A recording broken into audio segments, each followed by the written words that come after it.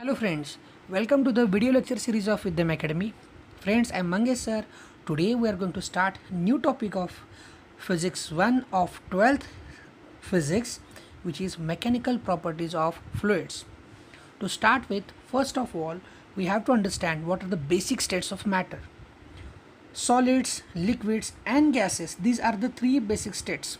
Okay, you already know that from your childhood.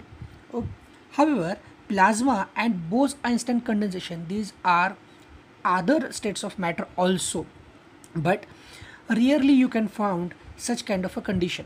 हे तुम्ही जवळजवळ पाहिलंच नसेल किंवा खूप कंडिशन डिफिकल्ट आहे त्या घेण्याच्या, कारण प्लाझ्मा जनरली हायर टेम्परेचरला बनते, तर बोस आइन्स्टाईन कंडिशन ही जी स्टेट आहे ही खूप लोअर टेम्परेचरला बनते. प्लाझ्मामध्ये काही न्यूट्रल गॅस, काही आयन्स किंवा काही फ्री इलेक्ट्रॉन्समुळे स्टेट बनू शकते, बट काही बोसॉन पार्टिकलच्या गॅसला लो टेम्परेचरला नेल्यामुळं, जवळजवळ ॲब्सोल्यूट झिरोला नेल्यामुळं ही स्टेट बोस आइन्स्टाईन कंडिशनची स्टेट बनत असते. पण या चॅप्टरचा स्कोप पाहता we have to restrict our self to solids, liquids, gases and plasma only. Then we have to understand what do you mean by fluid. खूप सोपी साधी डेफिनेशन आहे. Fluids are the substances which can flow. Very simple definition. यासारखी सोपी definition मला वाटत नाही की असेल काही. जे सबस्टन्स फ्लो होतात त्यांना आपण फ्लुइड्स म्हणतो. या चार स्टेट्सचा जर विचार केला आपण, सॉलिड, लिक्विड, गॅस किंवा प्लाझ्मा, मूव्ह कोण होतं किंवा फ्लो कोण होतं, तर सॉलिड अजिबात फ्लो नाही होत. Okay, that do not flow, where as liquids, gases और प्लाझ्मा कॅन फ्लो. ओके, ही साधी डेफिनेशन आहे. म्हणजे आता गोष्ट काय कळली आपल्याला की फ्लुइड्समध्ये कोण कोण येतं. सो फ्लुइड्स लिक्विड्स असू शकतात, गॅसेस असू शकतात किंवा प्लाझ्मा असू शकतात, but solids are not fluids. Okay, so somewhere you have to compare solids with fluids. Okay, लक्षात येते नक्की. सो आता बेसिक अंडरस्टँडिंग काय की असं काय आहे की सॉलिड हे मोशन नाही करत किंवा फ्लो नाही होत. जसं की आपल्याला माहिती आहे की सॉलिडमध्ये जे ॲटॉमिक जे ॲटम्स आहेत जवळजवळचे, हे एकमेकाच्या खूप जवळ असतात आणि त्यामुळं त्याचे जे इंट्रॅक्शन होतात हे स्ट्रॉंग अट्रॅक्शनमुळे होत असतात. वेअर ॲज लिक्विडमध्ये डिस्टन्स काय खूप दूर आहे, तर इवन गॅसेसमध्ये अजून वाढतं. सो न्यूक्लिअर इंट्रॅक्शन जे असतात सॉलिडमध्ये हे स्ट्रॉंग असतात, पण जसं जसं आपण लिक्विड किंवा गॅसेसकडे जाऊ हे इंट्रॅक्शन वीक होतात. सो दॅट सॉलिडला एक्झॅक्टली बाउंड करायला कुठला तरी एक फोर्स आहे. ओके, एनिवे मी एक तुम्हाला एक्झाम्पल दाखवू इच्छितो आहे. समजा आपल्याकडे एक सरफेस आहे, जसं की आता सॉलिड आहे, आणि याला मी ट्विस्ट करायचा प्रयत्न करतो आहे. By application of some kind of a force I want to change its shape और साईज. मग काय होतं दिसतंय तुम्हाला, मी एक फोर्स लावतो आहे आणि याच्या शेपमध्ये थोडासा बदल होतो आहे, बट मी जेव्हा फोर्स रिमूव्ह करतो आहे हा परत त्याच्या जागी येतो आहे. म्हणजे काय, I am trying to apply some kind of a force. Okay, आणि शेपमध्ये बदल झाला का, तर बदल झाला नाही. बदल का झाला नाही, कारण जो काही मी तो फोर्स लावतो आहे ॲट द सेम टाईम या मटेरियलमध्ये जे काही ॲटम्स आहेत, those atom will provide some internal restoring force. या मटेरियलमध्ये एक इंटरनल रिस्टोरिंग फोर्स आहे, तो मटेरियलला त्याच्या स्वतःच्या जागेला आणायचा प्रयत्न करतो आहे. लक्षात आलं. बट हेच जर आपण असा काहीतरी थोडासा फोर्स एखाद्या लिक्विडवर दिला तर लिक्विड फ्लो होतो. जसं की तुम्हाला लहानपणापासून तुम्ही लिक्विडची एक फेमस प्रॉपर्टी ऐकली असेल. When you pour liquid in some sort of a container, then the liquid will try to acquire shape of that container. बरोबर आहे. मग अशा केसमध्ये काय होतं की जो तुम्ही काही फोर्स लावलेला आहे तो सगळा फोर्स लिक्विडचा शेप किंवा साईज चेंज करायला वापरला जातो. तर एक फरक लक्षात घ्या, जो असा फोर्स आहे जो या वस्तूवर मी फोर्स लावला आणि या फोर्समुळे याचा शेप जर चेंज झाला तर अशा फोर्सला आपण म्हणणार आहे deforming force. Force which is responsible for change in shape and size. लक्षात येतं आहे. बट याला अजून एक वर्ड वापरतात, तो म्हणजे शिअर स्ट्रेस.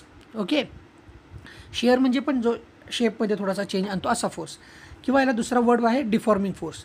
म्हणजे काय, when you apply deforming force to solid, solid will regain their dimension generally. लक्षात येतं आहे. But when you apply deforming force on fluids, fluids will never oppose such kind of deforming force. ही पहिली property. At the same time बाकी intermolecular अट्रॅक्शनबद्दल पण आपण एक आत्ताच पॉईंट सांगितलेला आहे की सॉलिडमधले इंटरमोलेक्युलर अट्रॅक्शन हे स्ट्रॉंग असेल, बट फ्लुइड्समध्ये तसं नसेल. Anyway, but this chapter deals with fluids. So फ्लुइडबद्दल अजून थोडी इन्फॉर्मेशन आपल्याला एक्सट्रॅक्ट करणं हे इम्पॉर्टंट आहे. जसं की आहे ideal fluid. So what are the basic properties of ideal fluid. लक्षात घ्या, आयडियल फ्लुइड किंवा आयडियल कुठलीच गोष्ट एक्झिस्ट करत नाही, बट त्यांना प्रॉपर्टीज काय दाखवाव्यात याची एक आपण आयडिया फक्त सांगतो आहे. It should be incompressible. आता फ्लुइड इनकॉम्प्रेसिबल आहे म्हणजे काय, की जर आपण त्या फ्लुइडला कॉम्प्रेस करायचा प्रयत्न करतो आहे तर त्यानं त्याचा व्हॉल्यूम कमी करायला नको किंवा त्याची डेन्सिटी त्यानं कॉन्स्टंट ठेवली पाहिजे, हे अजून ॲक्युरेट आहे. Second, it should be non viscous. Viscous म्हणजे काय असतं, तर बेसिकली कुठल्याही दोन सरफेसमध्ये, समजा की मी एका कंटेनरमध्ये लिक्विड घेतलं, हे लिक्विडचं बॉटम लेअर आहे, त्याच्यावर एक लिक्विडचा लेअर आहे, तर अशा दोन लेअरमध्ये एक फ्रिक्शन होत असतं. ओके, तर याला विस्कोसिटी असं म्हणतात त्या प्रॉपर्टीला, जी प्रॉपर्टी या दोन लेअरमध्ये फ्रिक्शन घडवून आणते. बट जनरली असं फ्रिक्शन असू नये, असं होत नाही प्रॅक्टिकली, बट ही स्टँडर्ड फ्लुइडची प्रॉपर्टी आहे. सो फ्लुइड्स हे नॉन विस्कस असावेत असं. Second, its flow should be irrotational. आता इररोटेशनल फ्लो म्हणजे काय, त्याचा एक जो फ्लो असावा फ्लुइडचा तो कायम कॉन्स्टंट असावा आणि स्मूथ असावा. जसं की आपल्याला मागच्या वर्षी काही गोष्टी कळल्या असतील, टर्ब्युलन्स असू नये, स्ट्रीमलाईन फ्लो असावा. हे शब्द मला वाटते कळतात, तुम्हाला कळत असतील. टर्ब्युलन्स म्हणजे काय, की असं स्कॅटर्ड सगळ्या बाजूला सगळ्या डिरेक्शनमध्ये त्याचा फ्लो जाते, असं व्हायला नको. जसं की पूर आल्यावर नदीला पाणी, फ्लड्समध्ये पाणी सगळीकडे पसरतं सगळ्या दिशेला, पण इतर वेळेला तसं नदीतनं पाणी एकाच वेनं वाहत जात असतं. अशी जी कंडिशन, एकाच वेनं वाहत जाण्याला स्ट्रीमलाईन म्हणतो, आणि सगळीकडे पसरते, इथंच ता पसरते, that is the condition of turbulence. So शक्यतो टर्ब्युलन्स नसावा. आणि लास्ट आहे स्टडी फ्लो, जे हा थोडासा याच्या समर्पक आहे. स्टडी फ्लो म्हणजे at every point velocity of that fluid should be constant. These are the basic properties of fluids. Anyway, but ideal सगळ्या कंडिशन पूर्ण होतील असं नाही, बट ह्या आयडियल कंडिशनबद्दल तुम्हाला एखाद्या मार्काचा क्वेश्चन ते नक्की विचारू शकतात. Now next is properties of fluids, जे आत्ता आपण बोलता काही कवर पण केले आहेत. जसं की सांगितलं, fluids do not oppose deformation. जर तुम्ही त्यावरती एकदा फोर्स अप्लाय केला, डिफॉर्मिंग फोर्स, मी परत सांगतो, डिफॉर्मिंग फोर्स म्हणजे असा फोर्स की जो शेप किंवा साईजला चेंज करतो. So under application of such force fluids will change their shape and size. Second, they have ability to flow, आणि हीच तर डेफिनेशन वापरली आपण फ्लुइड्सची. And lastly, if you pour liquid in some sort of a container, now that fluid or that liquid will try to take shape of that container. ही एक त्याची अजून एक खास प्रॉपर्टी आहे. सो बेसिकली यामध्ये आपल्याला एवढ्याच गोष्टी समजून घेणं गरजेचं आहे की लिक्विड, गॅसेस किंवा प्लाझ्मा हे सगळे फ्लुइड्स आहेत, आणि बेसिक लिक्विडच्या ज्या प्रॉपर्टीज आहेत त्याच जवळपास आपण फ्लुइडच्या मानतो आहे. ओके, बट आता फ्लुइड आपण आपल्यासाठी किंवा त्याच्या कुठल्या प्रॉपर्टी आपल्यासाठी यूज करतात का हे पाहायचं आहे. Property is fluid at rest. This particular branch is known as a hydrostatics. Now try to split the word. Hydro, that means water, and static, that means steady. So the branch of physics in which we study fluids at rest is known as hydrostatics. आता hydrostatics एक example म्हणून तुम्हाला सांगतो आहे. जसं की तुम्ही पाहिलं असेल की आपल्याकडं महाराष्ट्रामध्ये बरीच धरणं आहेत, डॅम्स आहेत, आणि जे एका हायर हाईटला एस्टॅब्लिश केलं असतं आपण वॉटर, आणि हायर हाईटला असल्यामुळे त्याची पोटेन्शियल एनर्जी जास्त असते. Then we convert potential energy into some sort of other energy, may be electric energy also. But हे गरजेचं आहे समजून घेण्यासाठी हायड्रोस्टॅटिक्सची ब्रांच कुठे ॲप्लिकेबल आहे. त्याचबरोबर बरेच सारे छोटे मोठे ॲप्लिकेशन्स आपल्याकडे आहेत, जसं की ब्रेक आहेत कारमधले, टू व्हीलर्समधले, हे सुद्धा काही या फंक्शनवर चालतात. Anyway, but to establish some sort of formula we will consider case. Now consider you have some sort of container in which some typical type of liquid is kept, and the base area of this container is shown by A, whereas the weight of that particular liquid is acting vertically downwards. So I can say the force is vertically downwards. So what is pressure? Pressure is force per unit area. Okay, so pressure साठी force directly proportional आणि area inversely proportional आहे. म्हणजे जर मी याचा area कमी करत गेलो, जर एची व्हॅल्यू कमी होत गेली तर प्रेशर काय होईल, वाढेल. लक्षात येतं आहे का? आणि त्याचबरोबर मी जर फोर्स वाढवत गेलो तरी पण प्रेशर वाढेल. आणि जर एरिया वाढला तर प्रेशर कमी होईल. म्हणतो तुम्ही एक साधं एक्झाम्पल मी देतो आहे तुम्हाला. तुम्ही बऱ्याच वेळेला तुमच्या बागेत काही झाडं असतील किंवा फ्लॅटमध्ये जिथं कुठं तुम्ही झाडाला पाणी पाईपनं घालत असाल, ते पाणी तिथं परत पोहोचत नाही म्हणून त्या पाईपचे जे ओपनिंग आहे तिथं अशी लोक असं बोट लावतात. काय करतात, बेसिकली ते एरिया इथला मिनिमाइज करतात. एरिया कमी झाला की काय होईल, प्रेशर वाढेल आणि प्रेशर वाढल्यामुळे पाणी हे दूरपर्यंत जातं. हे त्याचं बेसिक एक्झाम्पल आहे. Anyway, now we will see what are the basic units. Force per unit area, this is the pressure. So unit of force is newton, unit of area is metre square. हे SI सिस्टममध्ये सांगतो आहे. So basic unit of pressure is newton metre square. But newton metre square हे 1 pascal असं पण आपण म्हणू शकतो. पास्कल या सायंटिस्टच्या नावावरून हे युनिट दिलेलं आहे. आणि ही पर्टिक्युलर प्रॉपर्टी अशी आहे, प्रेशर ही क्वांटिटी अशी आहे की ह्याच्यामध्ये मे बी फिजिक्समधले सगळ्यात जास्त वेगवेगळ्या टाईप्स युनिट यामध्ये असतात. तुम्ही सर्च करू शकता. जसं की मी तर सांगितले 1 पास्कल. 1 बार हे पण तुम्ही ऐकलं असेल. 1 bar corresponds to 10⁵ newton per metre square. 1 hectopascal that is 100 pascal. Even तुम्ही कधीतरी ऐकलं असेल की 1 टॉर नावाचं युनिट आहे, किंवा जे MM(Hg) नावाचं युनिट असतं, जे तुम्ही बॅरोमीटर मॅनोमीटर नावाचे कन्सेप्ट ऐकले असेल किंवा आपण इथून पुढे बघणार पण आहोत. ॲट द सेम टाईम तुम्ही कधी जर तुमच्या कारमध्ये, तुमच्या 2 व्हीलरमध्ये किंवा सायकलमध्ये जेव्हा तुम्ही हवा घेण्यासाठी गेला असाल, मारण्यासाठी गेला असाल, त्यावेळेला तिथे एक वेगळंच युनिट वापरलं जातं. तुमच्यासाठी तो होमवर्क आहे, कुठलं युनिट आहे बघा जरा. Anyway, so now we will move to the next point and this is the theorem, pressure due to liquid column. So to understand this particular theorem or certain equation, we have to consider a case. Consider some sort of container in which we have kept water and above which there is a air.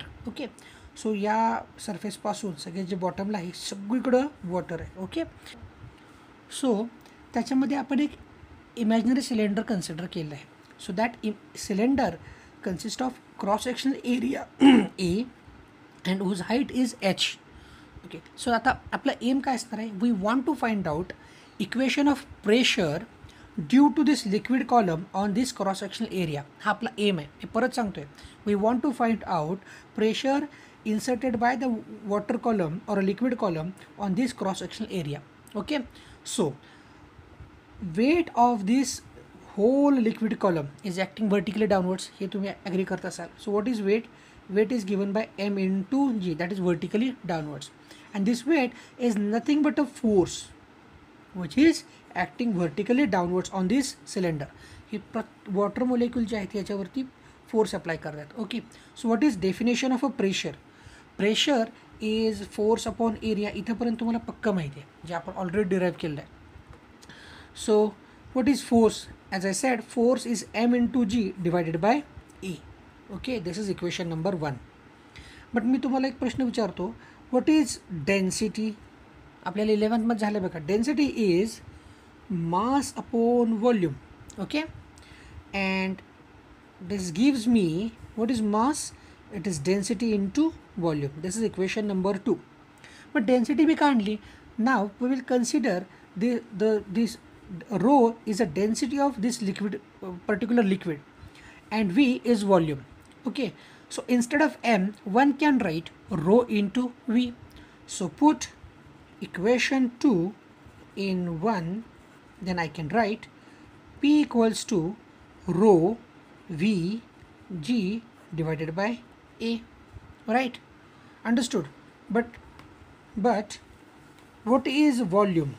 या सिलेंडरचं जर मला volume कोणी विचारला तर area into height असेल ना. What is volume? Area into its height. So instead of V I can write A into H. So this equation can be rewritten in the form P equals to rho A H G divided by A. So काय होईल? A will get cancelled out, so we will get new equation for pressure, that is rho Hg. So one can say that pressure due to liquid column is given by product of density, height and gravitational acceleration only.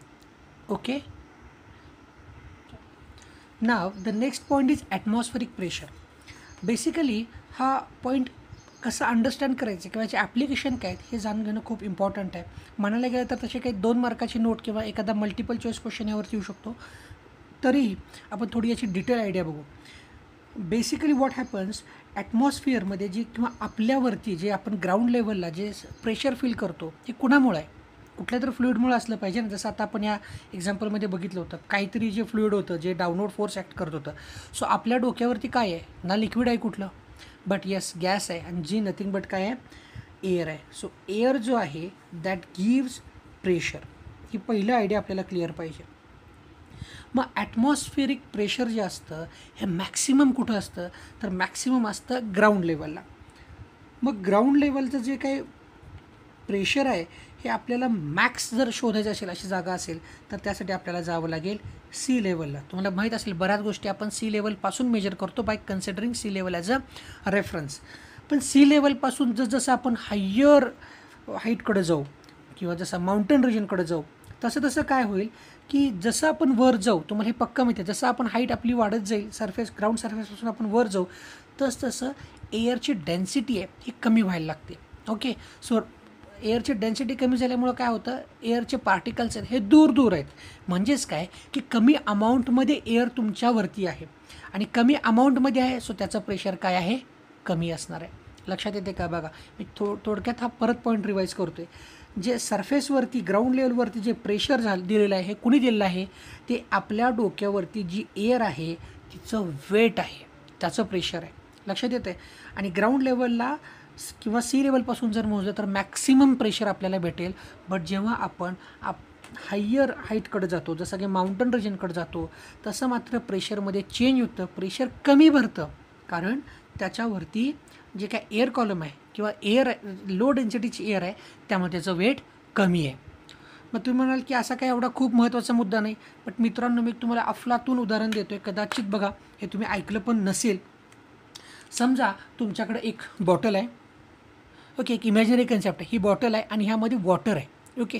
So हे तुम्ही विचार करताय की ही bottle घेऊन आता तुम्ही travel करणार आहात, खूप दूर जाणार आहात. समजा की तुम्ही मूनवरती जात आहे आणि ही तर बॉटल जेव्हा आपण घेऊन जातो आहे, साधारणतः या बॉटलचं जे टेम्परेचर आहे आपण धरून चलो की रूम टेम्परेचर असणार आहे, म्हणजे 25 degree Celsius to 27 even 30 degree Celsius पकडू. पण अशी जी नॉर्मल आपली वाटणारी बॉटल आहे, जेव्हा तुम्ही मूनवरती घेऊन जाल तर मूनवरती असं एअरचं प्रेशर नाही आहे ना जसं अर्थवरती आहे. आणि ज्या वेळेला असे ड्रास्टिक चेंजेस होतात, ज्या वेळेला एअरच्या डेन्सिटीमध्ये ड्रास्टिक चेंज होतात, त्याचं प्रेशर चेंज होतं, त्यावेळेला प्रत्येक वस्तूचे मेल्टिंग पॉईंट आणि बॉइलिंग पॉईंट हे चेंज होतात. माहीत असू दे, जेव्हा प्रेशर खूप कमी होतं त्यावेळेला त्याची बॉइलिंग पॉईंट असतात ते डिक्रीज होतात. म्हणजे नॉर्मली समजा ही वॉटर बॉटल जर असेल तर ग्राउंड सरफेसवरती ही 100 डिग्री सेल्सिअसला हे वॉटर यातलं बॉईल होतं, हे माहिती आहे ना आपल्या ग्राउंड सरफेसवरती. बट जर तुम्ही ही बॉटल मूनवरती घेऊन गेलात आणि ही बॉटल ज्याचं टेम्परेचर हे 30 डिग्री सेल्सिअस मानलं आपण, आणि अशी बॉटल जर तुम्ही तिथं ओपन केलीत तर यातनं उकळतं पाणी बाहेर पडेल. कारण मूनवरती जे प्रेशर आहे ते कमी आहे आणि ते कमी प्रेशर काय करेल, या बॉटलचा जो बॉइलिंग पॉईंट आहे त्याला डिक्रीज करेल आणि जो कमी होईल. सो हा एक इमॅजिनरी जरी एक्सपेरिमेंट असला पण यातल्या व्हॅल्यू नियरली मी ॲक्युरेट सांगतो आहे. फक्त तुम्हाला कळायला की प्रेशर चेंज झाल्यामुळं कुठल्या गोष्टी चेंज होतात. नेक्स्ट टॉपिकमध्ये आपण पुढचे फॉर्म्युलेज बघू. थँक्यू.